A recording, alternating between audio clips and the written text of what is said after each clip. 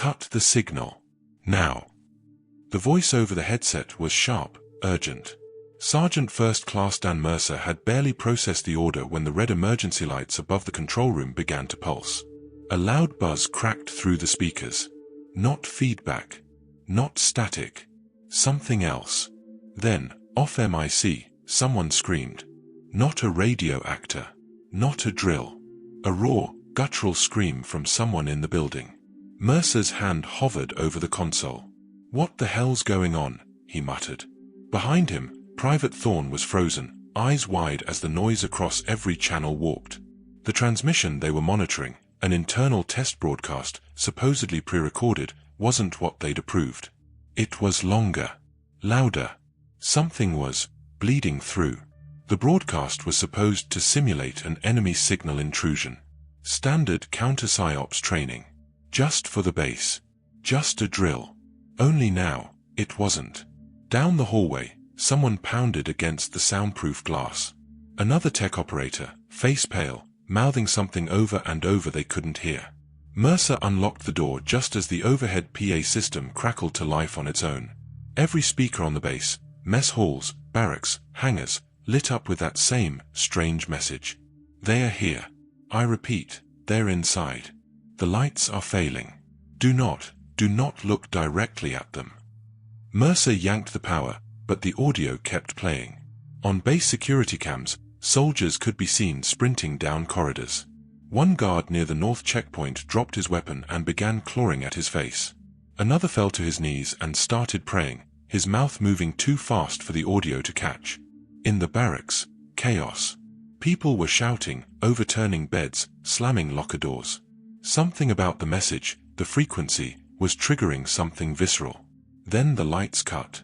The control room fell into near darkness except for the dull glow of the screens. Mercer's radio hissed back to life. A voice, raspy, distorted, said his name. "Sergeant Mercer, you shouldn't have heard it." He dropped the radio. Private Thorne was backing into the corner, hands shaking. "It's not a drill," he whispered. "They said it was just training, just a simulation." Another voice came through the speaker, this time female. "Not part of the team. Not from the base. They buried it in 1983. Groom Lake. But the signal, it still knows. It still reaches." Mercer stared at the display. The coordinates scrolling weren't ones he recognized. Classified sectors. Old test ranges. He turned to Thorne. "Lock down the signal. Manual override." "I can't. It's routing through something else. Something not ours." The hallway outside went silent. No more footsteps. No shouting. Just the hum of the emergency lights and that voice. They said it would only trigger if someone listened too long. A bang from down the corridor. Mercer drew his sidearm. The radio crackled again. "No one's coming to help. You opened it. You played it." And suddenly, across the base, hundreds of radios lit up again. Every single frequency, every band. It didn't matter if they were off. The power bypassed everything. Even soldiers in the field, half asleep in desert tents miles from the control center, reported hearing something under their pillows. Whispering through their comms. A low pulse humming beneath their heartbeats. It was never just a broadcast. It was a key. And tonight, someone had turned it. What was supposed to be a secure military frequency had bled out across every comms channel on the base. Then came the stampede. At first, they thought it was a glitch, someone down in signals rerouting drills through the emergency net. But when the screaming started, that illusion collapsed. It was live. Somewhere deep in Area 12, something was happening. You could hear it, gunfire, garbled shouting, then the sound of metal screeching like something was tearing through reinforced steel. "Fall back! Fall back!" someone yelled, followed by another voice, cracking with fear. "We can't see them in the light, they're in the light." Officers scrambled to reroute transmissions. Radios were switched off. Entire systems were powered down. But it was too late. The signal had already replicated itself, moving across towers like a virus. PA systems in the barracks began blaring distress calls from people who weren't supposed to be on those channels. Some said they were trapped in underground labs. Others said they saw shadows moving in ways that didn't make sense, like light was bending around something that shouldn't be there. Then the shots started. A soldier posted at Gate 3 opened fire after seeing figures approaching through the mist. Only, there were no figures. At least, none that could be confirmed later. He swore they moved without footsteps, their shapes wrong, as if someone had tried to build a human being without ever having seen one. He emptied 2 magazines before collapsing in a seizure. By then, panic had already overtaken the East Barracks. Troops abandoned their posts. Some barricaded themselves inside the armory. Others fired into the darkness, convinced something was coming through the outer fence. Emergency response teams arrived to restore order, but even they weren't immune to the hysteria. One corporal shot out a spotlight, claiming it was drawing them in. He wouldn't explain what they were, just that he wouldn't go back outside. Families were told to shelter in place, but the order came too late. Wives and children of enlisted personnel had already started fleeing into the desert, some in vehicles, some on foot. Reports came in of crashes on the back road to Tonopah. People abandoning cars and running through the sagebrush, convinced they were being followed. Base Command tried issuing a full override, standard protocol during chemical or nuclear threats. But the signal was still coming through. Somehow, it was louder now. Stronger. Clearer. One technician said it was like the signal was adapting, as if it knew they were trying to stop it. Emergency phone lines jammed. Medical dispatch couldn't reach half the compound. One operator reported hearing a voice on the emergency channel that wasn't theirs, repeating the same phrase again and again. You were warned. You were warned. You were warned. By 11 p.m., a full third of the base was in lockdown. Entire wings of the facility were dark. Power had been rerouted without authorization. Surveillance footage from certain sectors was corrupted, replaced with static and sharp bursts of high-frequency noise. Those who listened too long complained of nausea and blurred vision. An intel team stationed outside Nevada picked up the signal and misinterpreted it as a real-time attack on U.S. soil. Protocol was initiated to escalate to DEFCON 3. It was only reversed after a direct call from a colonel on site who managed to break through the interference. But not before someone in the Pentagon sent word to NORAD. And not before at least 6 servicemen went missing. I was in Tower 4 that night, working comms. Around 22:47, Bravo Patrol checked in from the outer perimeter. Their signal was clean, normal. Then something shifted. I remember hearing a pop of static, like someone had keyed an old MIC, and then a burst of frantic chatter. They're coming out of the lights, one voice said. I didn't recognize the tone. It didn't sound like panic, it sounded like dread. Deep, quiet dread. A second later, all 5 mics went dead at once. I tried to raise them. Switched frequencies, ran diagnostics, even checked the power relays. Nothing. It was like the radios themselves forgot how to transmit.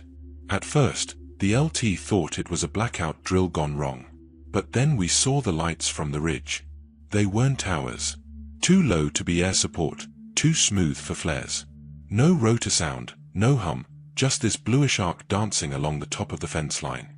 I saw 2 of our guys standing outside the barracks, staring straight at it. One of them, Sergeant Miller, I swear he was crying. I didn't even know he could cry. At 22:58, I started recording. I knew something was wrong, and protocol or not, I wasn't about to pretend we weren't seeing what we were seeing. I still have the file. You can hear static, a low pulse, then this weird high-pitched whine, like a tape spooling in reverse. Then a voice cuts through. It wasn't one of ours. It wasn't even English. The technician on night shift, Ramirez, said, that wasn't our audio. It came through the static. Like something hijacked the frequency. In the official debrief the next day, we were told we suffered a systems-wide comms fault. Lightning or solar interference. But I asked the guy from Base Signal, and he said no storms were reported within 300 miles. And solar interference doesn't make radios scream, he said. That's how he put it. Scream. One of the patrol survivors, PFC Langston, gave a report that didn't match the others. Said he saw a figure. Tall. Hairless. Gliding over the dirt like it wasn't touching the ground. Said the thing stopped when it hit the spotlight beam and then, blinked out. Just vanished. Another soldier in the same patrol swore it was mass confusion. Adrenaline, shadows, comms glitch. They saw nothing. But Langston wouldn't back down. Said he knows what he saw. They had to put him under 48-hour observation after that. I found a piece of his written testimony, redacted, floating in a misfiled drive folder. It read, "There was something in the fog. Tall, like a man, but wrong. It knew where we were. The light wasn't showing it, it was showing us. That's what it wanted." Then black marker lines cover the rest. There was another weird part. The base radio went live again at exactly 23:33. No reboot, no maintenance, just suddenly clear again. And it was broadcasting something. 5 seconds of silence, followed by that same backwards pitch tone, and then this voice. Flat, mechanical. Like a child learning to speak through a throat full of water. It said only one thing, signal confirmed. That file's gone now. Wiped. I checked every backup and server. The whole audio log chain from 22:30 to midnight is missing. The tech sergeant told me, if it was never logged, it never happened. But I remember it. All of it. And if I remember, others do too. You just have to ask the right people, off the record. Because the men who came the next day didn't wear name tags, and the van they brought didn't have plates. And the next time we were told to run nighttime comms training, the ridge was off limits. No one talked about it. Not once. The first man to jump didn't even hesitate. Witnesses said he barreled straight through the second-story window of Barracks 3B, barefoot, arms flailing, screaming something about the ones in the lights. He hit the gravel hard, rolled, then took off running into the dark, ignoring the shouts behind him. Within minutes, 3 more followed, 1 in his underwear, 2 with rifles they hadn't even loaded. No one knew what they were running from, or if they were running towards something. It was just panic, pure, contagious panic. Inside the mess hall, chairs clattered to the floor. A tray of food hit the wall, untouched. Radios screeched with white noise and bursts of distorted voices. In the command center, Sergeant Llewellyn tried desperately to regain order, barking into the intercom that it was all a drill. A communications test. Nothing to worry about. But outside, red lights started flashing. Sirens cut through the desert air. And then the power blinked out, not just in one building, but across the entire northern grid. Someone yelled incoming, and that was it. Order broke. Soldiers scrambled for weapons. Some ducked under beds. Others charged outside into the sand. At least one fire broke out in the vehicle depot. No one even noticed until the heat began to melt the tires on the Humvees. Several men grabbed extinguishers and rushed in blindly, but the smoke was already thick. There are conflicting reports about what caused it. Some say it was a lit cigarette. Others claim they saw sparks in the electrical panels right after the power flickered. But no one could explain the burn marks on the ground afterward, or why they were in the shape of perfect circles. Medical teams were overwhelmed. The infirmary couldn't handle the number of injuries. Sprains, fractures, burns. At least 7 soldiers were treated for seizures. One collapsed mid-sentence, foaming at the mouth, eyes rolling back. Another wouldn't stop laughing. Hysterically. Until he passed out from exhaustion. Several men were reported missing that night. Not just gone, but erased. Bunks untouched. Weapons still racked. Boots left behind. By morning, only 2 of the 6 were accounted for. One was found wandering near the airfield, barefoot and bleeding, speaking in broken fragments of Spanish and Latin.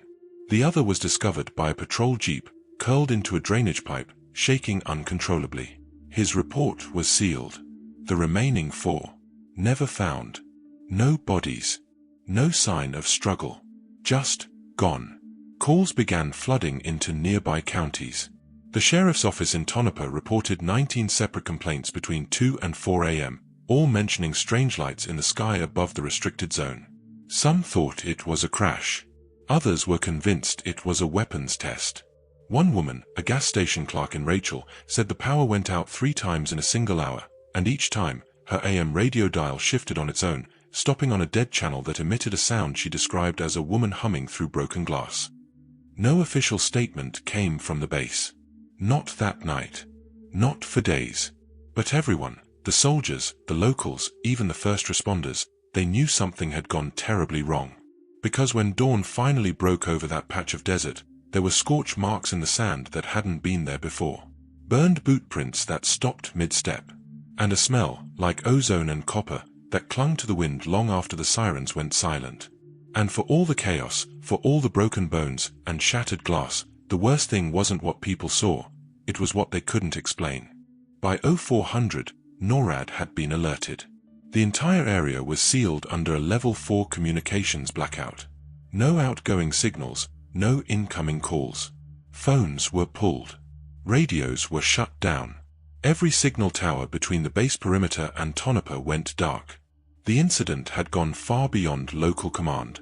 Those who had witnessed what happened in real time, guards, comms techs, even the janitorial staff, were rounded up and brought to Building 12. Not for medical aid. Not for debrief. But for silence. Inside that hangar, they sat in rows, silent under floodlights. Names were checked off. Questions were asked once. And then never repeated. The first to disappear was Major Landers. He was the ranking officer in charge of the night shift and had tried to radio higher command during the chaos. By sunrise, his bunk was empty. His nameplate removed. His photo on the internal directory, gone. 2 more commanding officers would vanish before noon. When a soldier from logistics asked where they'd gone, he was told, reassigned. That was the last time anyone asked. Every piece of footage, every logbook, every digital file created between 1900 hours and 0400 was seized. Not just copied, erased. The security cam servers were ripped out entirely. Personnel who worked in IT were confined to quarters for 48 hours straight. No phones. No contact with family. When they were finally let out, they were each given a sealed envelope. Inside, a federal non-disclosure agreement and a warning stamped in red, violation punishable by prosecution under UCMJ Article 92. The broadcast crew, the small team of 4 soldiers and 1 civilian contractor who had been operating the base's closed-circuit frequency that night, were taken into custody. Quietly. No cuffs. Just escorted by men in black jackets with no name tags. One of them, a young specialist from Missouri named Hartley, was last seen inside a parked black SUV near the admin building. When his friends checked his bunk later that night, all his gear was gone. Even his photos had been stripped from the corkboard. Around the barracks, things changed quickly. Nobody was to talk about what they saw. One man who joked about Martians on the roof during morning chow was reassigned to grounds duty for a week. Another who asked if the light show had been part of some drill was denied weekend leave. Officers weren't just suppressing rumors, they were punishing curiosity. The message was clear, forget it happened. By the end of the week, 2 briefings were held. One for officers, one for enlisted. Each less than 10 minutes long. No Q&A. The official story. A weather anomaly had interfered with communications. Any injuries sustained were due to panic-induced accidents. An investigation was ongoing. That was it. Meanwhile, local stations in nearby towns like Rachel and Warm Springs began reporting strange outages. 1 a.m. talk radio host from Nye County claimed her show was cut mid-broadcast after taking a call from someone claiming to be stationed at the base. She said she had the recording, but it never aired. Her next 3 episodes were cancelled. Her account was eventually flagged as inactive. Within 10 days, a quiet but firm disinformation campaign had taken hold. Online threads about the base incident vanished. Posts on local forums were auto-deleted. One Reddit user from Elko who claimed to have heard emergency sirens over the desert had their account suspended. Someone had decided that this story was not going to spread. And someone had the power to make sure it didn't. But not everyone forgot. Some wrote it down. Others recorded their memories in old-school spiral notebooks and locked them away. And a few, against every order they were given, held onto one piece of truth no one could explain. The voice that came through the radio that night, that didn't sound human. 3 Nevada newspapers prepped the story for morning print. Editorial teams worked through the night, rushing to meet deadlines with what little they could verify. One paper in Tonopah, another out of Reno, and a third in Las Vegas had each received separate calls about what happened near the base. Some from soldiers' families, others from anonymous tips.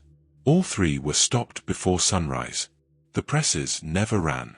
A man from the Tonopah office, who later resigned, claimed their publisher had been visited just past midnight by two men in suits. No IDs. No warrants. But firm, clear instructions: the story does not go to print. Not tomorrow. Not ever. By the time staff showed up the next morning, all copy had been wiped from the main servers.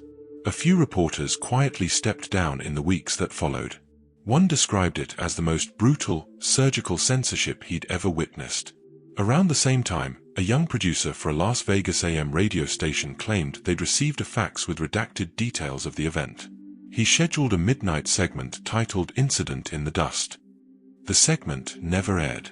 According to him, the station's manager was called into an off-site meeting just hours before broadcast, and when he returned, he looked pale and exhausted.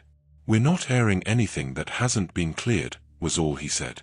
Things got stranger when journalists from two separate Reno outlets, one newspaper and one local news affiliate, reported that their recordings and drafts relating to the event had been erased or misplaced. In both cases, external drives used to store interviews and call logs had been stolen from locked drawers. No break-in. No sign of forced entry. One of them joked bitterly, "Ghosts with lockpicks, I guess." But not everyone gave up. A junior technician from the base, who had supposedly been assigned to communications that night, tried to upload a portion of the intercepted audio feed to a conspiracy message board roughly 8 months later. He never used his real name. The post appeared under the handle Echo Blue, with a single .mp3 file titled static_untitled.wav. It was a short clip, barely 53 seconds long, and yet its contents sparked online obsession for years. Crackling static. Bursts of distorted shouting. Then a voice, low, guttural, almost subhuman, whispering what some interpreted as numbers, others thought were coordinates. Debate raged over whether it was doctored or real, until the thread was mysteriously deleted from the forum. Admins claimed no memory of the deletion, and attempts to retrieve it via archive sites all returned corrupted data. Still, like anything forbidden, it survived. Copies had already spread. Screen recordings, compressed re-uploads, and remixed versions surfaced across lesser-known corners of the internet. Shortwave radio hobbyists even tried broadcasting it at odd hours, adding to the mystique. Over time, it became known as the Desert Tape. Attempts to trace Echo Blue led nowhere. IP scrubbing. VPNs. Fake credentials. Whoever it was, they knew how to vanish. An alleged military whistleblower. Or just an obsessed hoaxer with technical skills. No one could say for sure. But those who heard the audio described it the same way: disturbing, uncanny, wrong in a way that felt personal. Like something you weren't supposed to hear. Years later, the story itself faded, not disproven, just buried beneath louder headlines and newer fears. But the tape. That lived on. Passed through back channels, burned onto old CDs, whispered about on amateur radio shows. Proof of something, even if no one could agree on what. And in the background, any attempts to bring it mainstream were met with silence. Not denial, just silence. Like the whole thing had simply never happened. The base was quietly decommissioned 2 months later. Not for budget reasons, as the press was told, but because too many of the stationed men were declared mentally unfit to return. Those who did make it out never spoke of what really happened. Official evaluations cited combat stress, environmental exposure, psychological fatigue, but everyone involved knew there had been no enemy, no engagement, no battlefield. Only a broadcast. Only a voice. The surviving radio techs, after intense debriefings, were scattered to different posts or discharged entirely. Several were put under psychiatric supervision. One refused to speak at all for nearly 6 months, communicating only by scribbling strange diagrams on napkins and cardboard, maps, lines, signals, none of it coherent. Another broke down during a mandatory psych eval, reportedly screaming, "We weren't supposed to hear it, it wasn't meant for us." Families began noticing the changes quickly. A wife in Reno said her husband would sit motionless for hours in the dark, just staring at the radio dial, never turning it on. One mother in Carson City reported her son stopped responding to his name and spoke only in short, fragmented codes he had memorized during the incident. "He was never the same," she said. "He kept telling me to stay away from the static." Of the 118 soldiers on base the night the broadcast aired, 17 were never seen again. Officially marked as AWOL, but internally labeled as missing in containment zone. There was no follow-up, no press release, no search. One of their families tried to file a wrongful death suit, only to be met with silence and sealed documents. When their lawyer pushed harder, he disappeared en route to a meeting in Las Vegas. His car was later found abandoned, keys in the ignition, engine still running. Some of the men who did speak gave only fragmented recollections. One remembered seeing floodlights tilt toward the horizon, then suddenly blink out. Another described shadows that moved against the wind. A third swore he saw a figure walking across the surface of the comms tower, 10 stories high, without using the ladder. When pressed, he broke into tears and said, "They didn't belong here. They weren't part of us." It wasn't just psychological. Medical records began to show strange anomalies. Soldiers with no prior health issues were being treated for severe migraines, unexplained nosebleeds, and insomnia so intense that some didn't sleep for 5 days straight. A civilian doctor who reviewed the files said the neural activity patterns looked more like patients exposed to experimental frequencies or microwave weapons, not stress or trauma. But his report was confiscated before it could be published. Years later, one man, retired Sergeant Kevin Hall, agreed to be interviewed under the condition his face be obscured. His eyes rarely looked up during the taping. He said the thing that still haunted him wasn't the broadcast itself, but the silence that came after.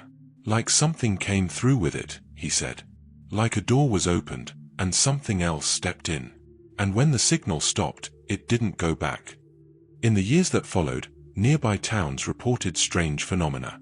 Lights appearing above Tonopah Ridge. Static interference on shortwave radios. One night, a group of hikers was found wandering the desert in confusion, each of them claiming to have heard music coming from underground. They had no idea what day it was. Their GPS devices were dead, and the only word they all repeated was frequency. When the last of the base buildings were demolished, an underground vault was unearthed, sealed and without any listed records. Witnesses described heavy military presence during the operation, with multiple blacked-out trucks arriving and leaving through the night. Whatever was inside, no one outside of that chain of command ever found out. The debris was classified as non-recoverable material and buried under 10 feet of concrete. Today, if you drive past that stretch of highway in Nevada, there's nothing left but a chain-link fence and a faded warning sign that reads "Property of the U.S. government, no trespassing." But the local truckers say you can still pick up strange bursts of static on the CB radio when passing mile marker 62. And sometimes, just beneath the hum, they swear they hear a voice. Garbled. Slow. Not quite human. And always the same sentence, repeating over and over. "You're not supposed to be listening." Growing up, my dad served at that base. He was a radar technician, assigned to the tower systems just east of Sector Echo. He never talked much about what he did, except to say, "Some signals aren't meant to be heard." At the time, I thought it was just a joke. Something cryptic old military guys said to sound important.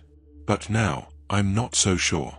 I only learned about the incident after he died. It wasn't in any obituary. No news archives. Not even a name for the event, which is strange, considering how large it looms over everything. But as I started digging, quietly, cautiously, it was like pulling at a thread no one wanted touched. Phone calls dropped. Websites disappeared. FOIA requests came back empty or were met with boilerplate rejections. Still, little things slipped through. A cassette tape mailed anonymously. A blurry fax. A scratched-out name in a retirement log. The story they tell isn't a ghost story. It isn't even a conspiracy. It's something stranger. Something colder. They say the signal didn't come from inside the base. It came through it. That it hijacked a secure comms band, one used only for inter-base drills, and then somehow pulsed outward into every PA system, into closed frequency headsets, even through analog AM radios in parked civilian vehicles near the perimeter. It was like it found every open channel and rewrote it. Some researchers I spoke to think it was signal bleed, maybe a crosswave from an experimental transmitter or deep space radar. But others, they believe something else. One woman, she worked black site logistics in the early 2000s, told me she'd seen this before. Not the exact same thing, but the same aftershocks, panic, memory fragmentation, psychological collapses.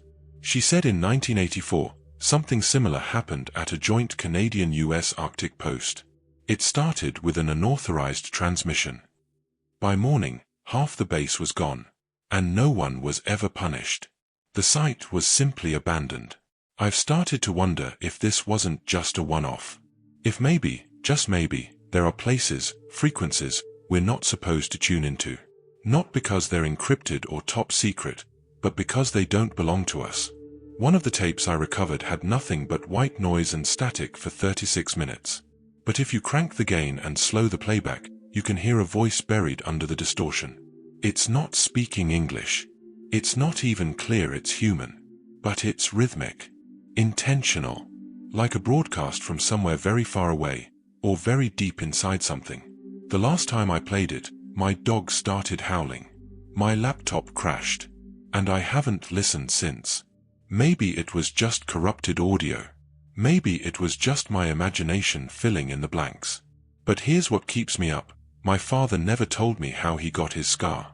A long, jagged line up the side of his neck. When I asked, he'd just smile and say, "Base incident." I figured it was a training accident. A fall. Now I'm not sure he even remembered. Or if he did, that he was allowed to tell me. There's a file circulating online, redacted, of course, that allegedly connects the 2007 Nevada incident to a little-known DARPA program focused on non-local acoustic intelligence. They call it Project Marrow. I don't know if it's real. I don't know if it ever made it past testing. But it mentions something strange in the footnotes, a correlation with earlier CIA research from Stargate, and references to neural bleed events possibly linked to directed signal exposure. In one email I received, since deleted, the sender simply wrote, "It wasn't a hoax. That base was the test. The others are operational." Look, I'm not here to say it's aliens, or mind control, or government experiments. I'm just here to ask why so many files go missing. Why so many survivors can't sleep. Why so many stories sound the same, even across decades and continents. We don't have answers. Not yet. But maybe that's the point. In the next episode, I'll be digging into a set of CIA declassified reports on long-range telepathic interception. Yes, really. And what ties they may have to unexplained signal events in military zones across the American Southwest. If you've ever heard of HAARP, MKUltra, or Project Stargate, you'll want to be there. Some signals aren't meant to be heard. But they keep playing anyway.